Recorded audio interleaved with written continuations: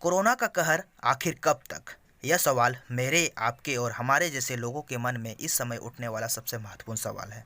लेकिन यह सवाल नेताओं, क्रिकेटरों के दिमाग में अभी नहीं आ सकता, क्योंकि वे अपना काम समय के साथ बड़े मज़े से किए जा रहे हैं, चाहे वह बंगाल का चुनाव हो या आईपीएल। अगर आपके भी शहर में कोरोना मुक्त होना है तो वहाँ चुनाव करवाइए।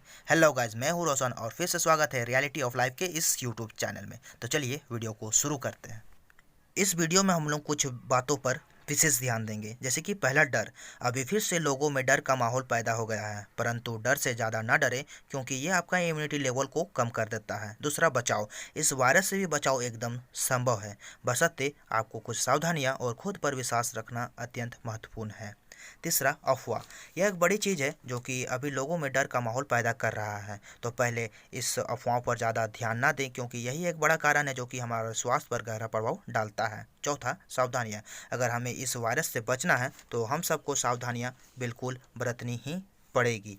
एक समय, 24 मार्च 2021, यह वह समय है जब देश ने अपना पहला लॉकडाउन दिवस मनाया था, लेकिन यह कहाँ मालूम था कि यह लॉकडाउन नाम का शब्द हमें फिर से सुनने को मिलेगा, वह भी इसी वायरस के कारण।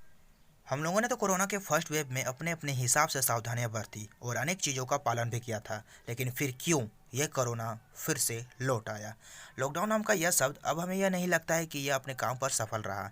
फर्स्ट लॉकडाउन 24 मार्च से 31 मई तक लगाया गया था, जिसमें सभी ने अब इसका पालन भी किया।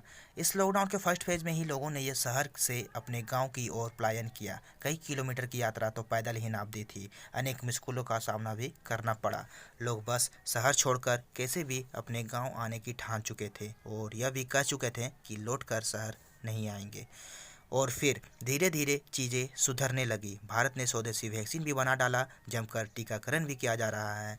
एक रिपोर्ट के अनुसार भारत अमेरिका के बाद दूसरा सबसे बड़ा वैक्सीन लगाने वाला देश बना हुआ है। भारत ने 15 अप्रैल तक लगभग 12 करोड़ तक वैक्सीन लगाया जा चुका है। कुछ जानकारों ने यह भी बताया है कि भारत मास्क पहनने का कार्य सबसे अच्छे से किया है, लेकिन फिर क्यों यह कोरोना अपना कहर फिर से दिखा रहा है? इसको समझते हैं एक ग्राफ से। फरवरी 2021 की शुरुआत में लग रहा था कि शायद चीज़ें सुधरने लगी है, सब बैक टू नॉर्मल हो रहा है। सितंबर 2020 में इंडिया में एक दिन में 97,000 कोरोना केसेस आ रहे थे। यह आंकड़ा 1 फरवरी तक 9,000 तक पहुंच गया था, जो कि 9 महीना में सबसे कम था। लोग बाहर निकलने चालू हो गए थे, स्कूल कॉलेजेस फिर से खुलने लग गए थे। पर आप इसे लोगों की लापरवाही कहें या इसे सरकार की हार। लेकिन फिर 15 फरवरी से कोरोना का ग्राफ फिर से उठने लग गया। इस बार ग्राफ में ग्रोथ दिख रहा था और रिलेटिवली पिछले वाले से ग्राफ काफ़ी स्टीफ है। और आज हाल यह है कि अप्रैल के मंथ में कोरोना ने अपना सारे रिकॉर्ड तोड़ दिए हैं।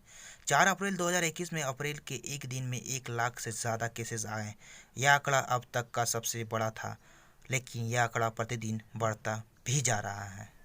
लेकिन जैसे कि हम लोगों ने पहले बात कर चुके हैं, इस वायरस से डरना नहीं है, लेकिन सावधानियां भी हमें पूरी बरतनी पड़ेगी।